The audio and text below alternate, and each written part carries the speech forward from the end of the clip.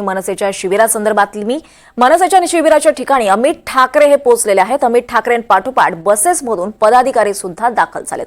ढोल ताशांच्या गजरात त्यांचं स्वागत करण्यात आलेलं आहे आणि आता पदाधिकाऱ्यांना राज ठाकरेंची प्रतीक्षा आहे। राज ठाकरे हे कधी पोहोचतील याची प्रतीक्षा आता पदाधिकाऱ्यांना आहे। नाशिकमध्ये इगतपुरीमध्ये मनसेचं शिबिर पार पडतंय। 3 दिवसीय हे शिबिर असणार आहे आणि या ठिकाणी आता अमित ठाकरे पोहोचले आहेत।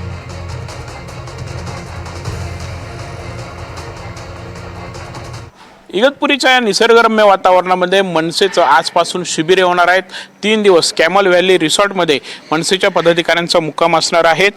महाराष्ट्रातील मनसेचे प्रमुख पदाधिकारी म्हणजेच प्रदेश उपाध्यक्ष, प्रदेश सरचिटणीस, जिल्हा प्रमुख आणि शहराध्यक्ष अशा जवळपास 120 जणांनाच इथे निमंत्रित करण्यात आले आहेत। यासोबतच इथे मध्ये देखील प्रसारमाध्यमांना परवानगीही देण्यात आली नाही आहे। अत्यंत गुप्तपणे करता हे सर्व शिबिर जे आहे ते चालणार आहेत आणि मनसे अध्यक्ष राज ठाकरे हे स्वतः 3 दिवस इथेच असणार आहेत। इथेच त्यांचा देखील मुक्काम हा असणार आहे।